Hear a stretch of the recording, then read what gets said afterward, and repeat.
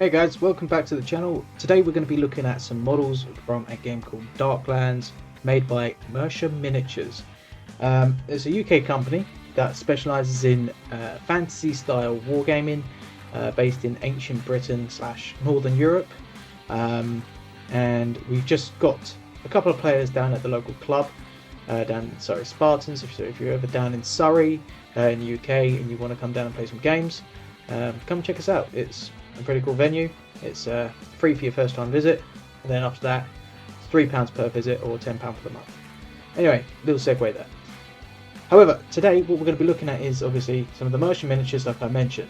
So I've got a little package came in today of my first bit of my order that I did, because I really wanted to see what their Grey Wolf resin was like, because they've been saying that this is the new way of doing things, and yeah, I just wanted to take a look at it because I've got some of the old resin lying about, and I'll be honest with you, the cast resin, which is something, this little archer, wasn't particularly great to work with, especially on small infantry.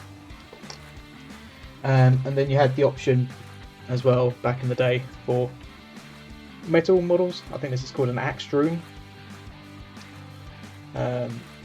Again, it's all right. It's good quality. It's just obviously building metal models isn't as fun as you think. Let's just put it like that, along with the archer. So today we're going to be looking at, like I said, the Grey Wolf resin. And I'll be quite honest with you, I was quite shocked by the Grey Wolf resin and how high quality the resin is in comparison to other companies that are currently using printed resin. So let's dive straight in, shall we? So, first things first, apologies for any shaky hand cam. So this is the biggest model I managed to pick up in the order and in the range so far. So I picked up something called the Anglecynn.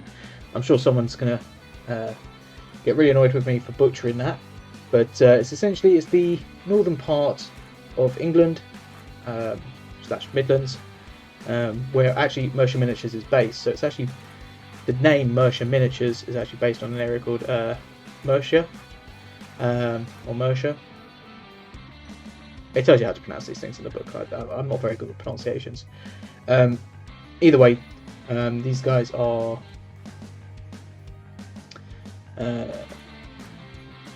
like the set of northern kingdoms that still have a belief in paganism, and so they have werewolves. So this here is called a Magna Wolf or Mega Wolf or something like that. It's fully one cast model in their Grey Wolf resin, which I believe this would have been in multiple parts if this was cast resin. And as you can see, it's not actually too bad when it comes to details. You've still got all the fur outlining like you would in the normal resin model. Nothing's broken off, all the fangs are all in one piece, and all the claws seem to be all in pretty good nick as well. A little bit of minor clean up with like a little bit of flash between the fingers here, which I need to clean up, but overall a very good looking model. And the thing is that this Grey Wolf resin means that you can afford these models now, rather than having to sell your firstborn child to pick up any of these models, which I think is fantastic. And it's a great direction in which the company's taken. But yeah, so this is really awesome. I can't wait to paint this guy. He probably will be one of my first ones to paint, simply because he's the big boy, and everyone likes a big boy. And in comparison, like he's not small. He's really not small.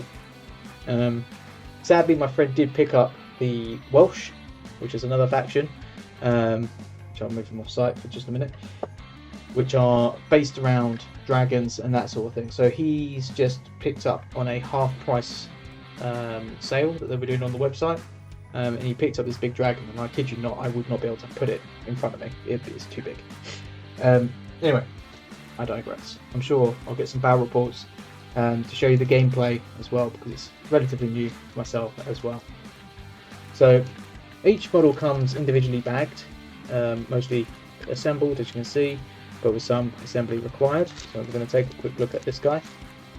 I'm not going to go through each of the baggies, simply because some of them are a little bit quite heavily contained with all the bits and pieces. But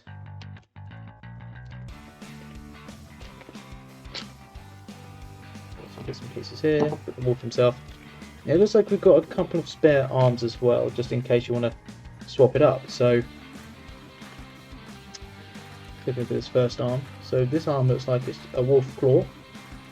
It also looks like he's like got some like Wolverine hand daggers attached some wrappings around his arm and hand, which is pretty cool. So you've got two of them. You've got two, I guess, basic paws, which are quite interesting to look at. Again, if you're feeling a bit boring. Or you've got this great big greatsword, which is quite fitting because I think for a normal person, if we take a comparison to the axe drone, the sword is much taller than said human, which is quite impressive. So this is the wolf model himself. Try and keep him in focus. Sorry guys, it's my first time doing this sort of thing, so if it's out of focus, please do let me know in the comments and I'll try my best to try and figure that out, because I can just try my best here. I'm always open for some criticism, especially the constructive kind. So yeah, so this is the werewolf. He's got a beautiful thick mane going down the spine, some beautiful details as you can see here on the abs. Overall, very, very detailed model. I think this unit actually only cost me £30 at time of recording, which is actually really, really good considering like a unit of these guys probably would have cost me in the region of easily £130 in their cast resin. So being able to pick these up in 3D print, it's definitely been an improvement to say the least. So that's one of the werewolves. So we've seen two werewolves. Do you want to see another werewolf? Or do we want to take a look at a human-sized figure from the Grey Wolf range? So let's take a look. So this one is one of the named characters. I can't remember the name off the top of my head, but let's take a look at him. So the game of Darklands is a warband based game where you have a leader and a select few troops leading those leaders around. And they can vary at different things, like you've got like the King of Wales who rides a giant dragon, for example. His troops could be something in the region of knights riding dragons, for example, or it could even be just the basic Welsh Guard, or it could even be dragon warriors themselves, literal humans and dragons mixed. It's cool. It's really cool. Right, so we've got all loads of different parts here. So we'll start off with the body. So yeah, focus. You literally just focus.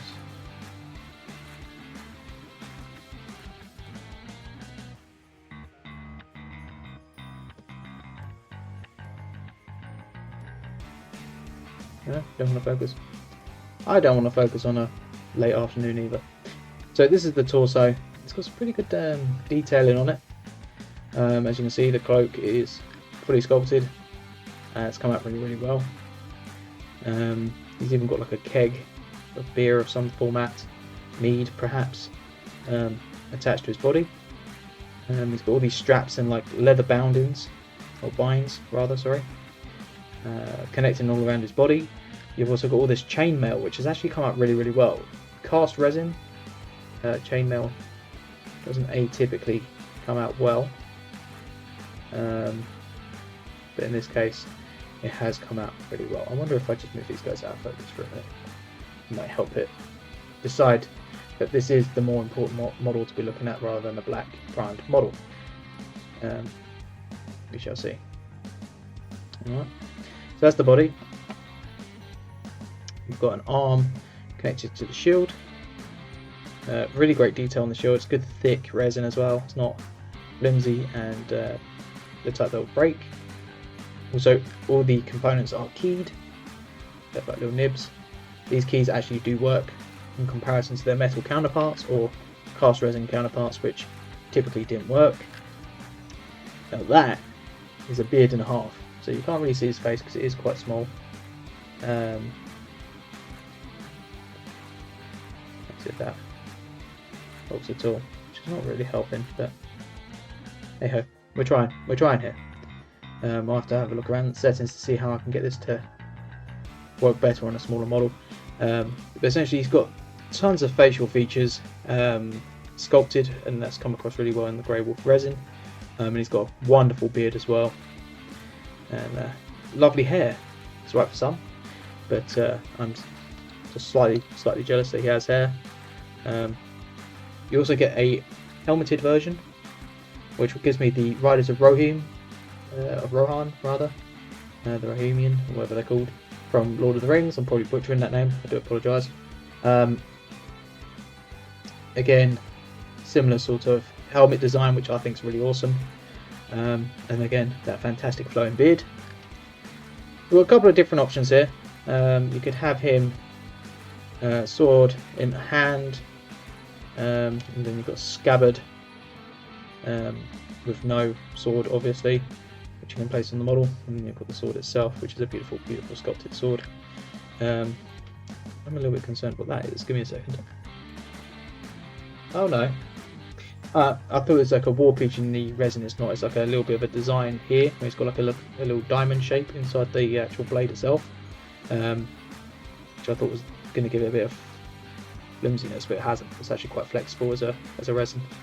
So that's that. I think that's pretty awesome. Let's put it to one side. Try not to lose him in a minute. Since we've looked at obviously a character on foot, let's take a look at a character that is mounted. So obviously you get all your bases with each of these models. Try not to mix these up too much. I've got, what's that in there? Oh, we've got a little bit of a breakage. Sadly his beard has come off in the bag with his head, but I guess that'll be a nice quick easy fix. Nothing to cry about too much. So let's take a look at the horses. Now horses are notorious for me. I can't stand painting horses, mainly because I'm not very good at it, but I'm hoping that I will get over this phobia of painting horses and do a wonderful job on these models.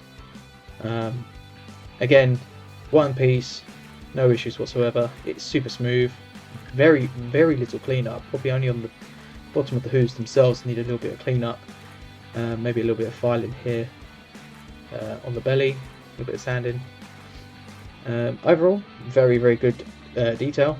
Again, for something that's went from being £30 to something like I think in the region of less than £10 now in this resin, I think it's 100% worth it. Let's take a quick look at the rider. So we've already looked at him on foot, so this is him now mounted. And you know, he's got some really fantastic details, just like the on foot model. He's even got like a little drinking horn down here, which I think is absolutely brilliant. Again, a little bit of clean up underneath, can be easily cleaned up with a thumb or a sharp hobby tool, just to get that off. It comes off relatively simple. Lovely. Then we've got a couple of more options. We've got the mounted version, missing his beard. Oh, maybe this is the guy that's missing his beard. Either way, I think I will go mounted, helmed over barehead, because what silly warrior would go into battle without his helmet? And we've got beautiful shield design, again fully detailed. You can see all the rivets, or the I don't know what they call them in wood, where it gives it all the swirls and stuff like that. Again, for a model that cost that much money, it's quite impressive. So yeah, so what do you guys think? Do you think the game sounds something interesting to you? I've got a couple of more werewolves coming, the faction. I've also got some undead as well, so we can demo games and stuff. So I've got some undead coming, which are called the Jutes, which are pure skeletons with giant skeleton titans, which look awesome. So I can't wait to get them to have a look at. I'm also really excited to take a look at some of the other factions as well. To name but a few, this is just one of the factions that I've also picked up, which I thought was pretty awesome. So this is called the Inferni, which are basically demons. This is one of the lieutenants that you can pick up. This was in cast resin. You can probably see cast resin issues. You know, this was what, 70 to 80 quid. While I do appreciate the sculpt and I appreciate the model in general, it wasn't easy to work with. However, it will make a fantastic demon prince for your 40k games if you're playing 40k, or if you want to play Darklands. He also packs one hell of a punch in that game as well. I think he's a Servile Champion or something like that. That's what he's called on the website.